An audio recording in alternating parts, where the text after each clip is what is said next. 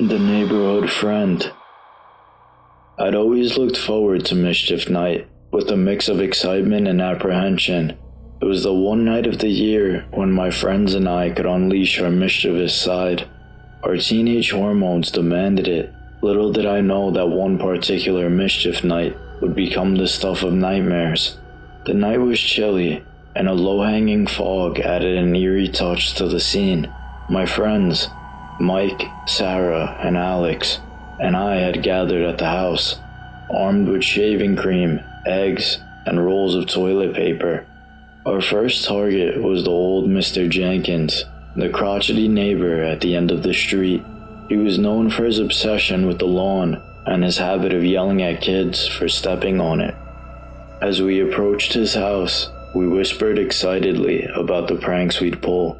Sarah and I always took care of the toilet paper, while Mike and Alex prepared the eggs. We were just about to start when we heard footsteps approaching. Panic set in, and we quickly hid behind a bush. It was Mr. Jenkins, holding a flashlight and wearing a grim expression.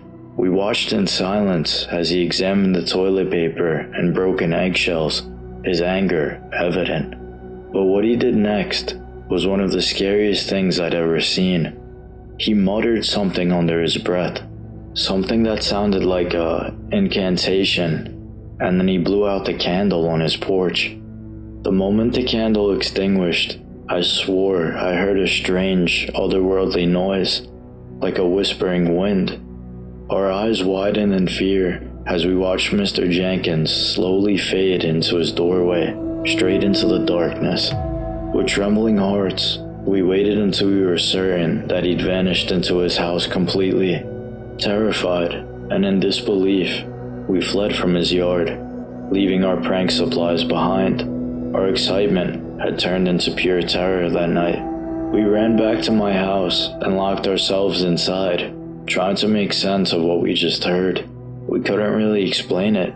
Had Mr. Jenkins really just cast an incantation on us? Or was it some sort of trick for Halloween? The rest of the night was spent in a state of paranoid and anxiety. We kept the lights off and we peered out the windows, fearing that something that he'd cast onto us would actually occur. Nothing happened that night, and as the years passed, we never really spoke of it again. But the memory of him just haunts us. Nothing may have happened at that moment, but the incantation he said made me feel like something would eventually. The abandoned factory. Mischief Night had always been a night of excitement and thrill for my group of friends.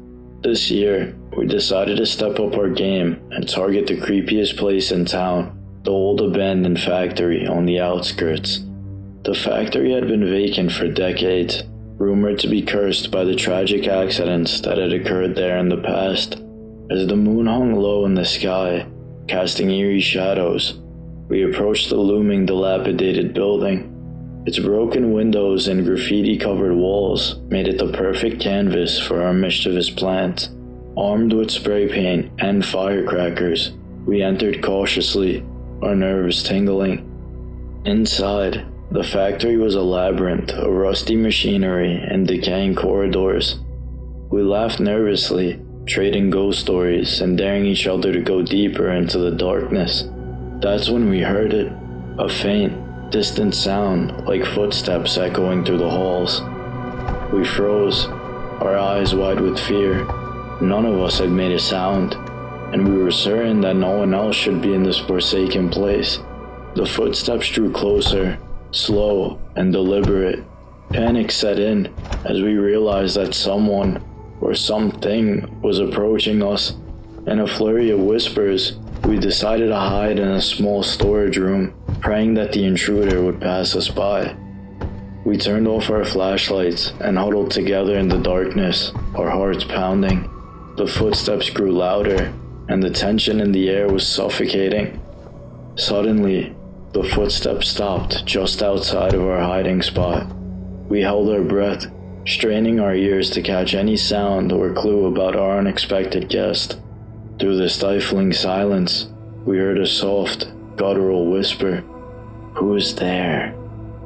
Our blood ran cold as we realized the voice belonged to a person, a living, breathing person who had somehow found their way into the factory on that night. We remained frozen, unable to answer. The voice grew closer, and we could hear the intruder shuffling around, searching the room. It was pitch dark, and we could barely make out the shape of the person moving among us. The minutes felt like hours as we waited for the inevitable discovery.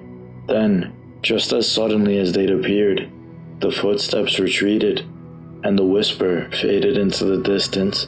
We waited, still paralyzed with fear, until we were sure he was gone. With trembling legs, we finally emerged from our hiding place and rushed out of the factory. We didn't stop until we were far away from that accursed place. Our Mischief Night had taken a horrifying turn, and the fear of encountering the unknown had left an indelible mark on us. To this day, we don't know who or what we encountered in that abandoned factory, but the memory of those footsteps and that whisper will haunt me forever. The Silent Stalker. Mischief Night had always been a time of excitement for my friends and I. We were a tight-knit group known for our daring antics, but one year, something happened that changed everything. It was a chilly October evening, and the moon cast a glow on the empty streets as we set out for our Mischief Night escapades. Armed with shaving cream and water balloons, we had our sights set on causing harmless chaos in our neighborhood. Our first target was the Thompson house, a looming mansion at the end of our street. Mr. Thompson was infamous for his strict rules and had a reputation for yelling at anyone who dared set foot on his perfectly manicured lawn. We thought it'd be hilarious to give his property a soapy makeover. As we crept up to the house, our laughter still echoing in the still night air, we quickly got to work, covering the driveway with shaving cream and tossing water balloons at the windows. The thrill of mischief was intoxicating, but as we continued, I noticed something unsettling. A figure standing in the shadows across the street, obscured by the darkness. My heart pounded as I whispered to my friends, "Guys, do you see that?" They turned to look, and a collective gasp escaped our lips as we realized we were being watched. The figure didn't move, didn't say a word. They just stood there, staring at us. I couldn't make out any details, only the outline of a person cloaked in black. "What do you want?" I called out, my voice shaking. No response. The figure remained motionless, an unsettling presence in the night. Fear began to overtake our excitement. We abandoned our prank on the Thompson house and retreated, keeping our eyes on the Silent Stalker. They didn't follow us, but their presence hung heavy in the air. We decided to regroup at my house, our nerves on edge. We locked all the doors and windows, trying to shake off the unease that settled upon us. The next hour, I looked outside my house, keeping a close eye on the streets for any movement. There, in the dark, the man in black sat outside my window, just watching and waiting. We wanted to call the police, but afraid of my parents at the time, we refrained from doing so. After I closed my blinds and the hours passed, we couldn't shake the feeling we were being watched even in the safety of my home. Every creak of the floorboards, every rustle of leaves, it all seemed like a potential threat. We didn't dare venture outside again until the sun rose. In the light of the day, we cautiously checked the area outside my house, finding no trace of the stalker. It was as if they just came and went. Mischief Night had never been so unsettling, leaving us with more questions than answers. We never found out who was watching us or what their intentions were, but it definitely scared us out of partaking ever again.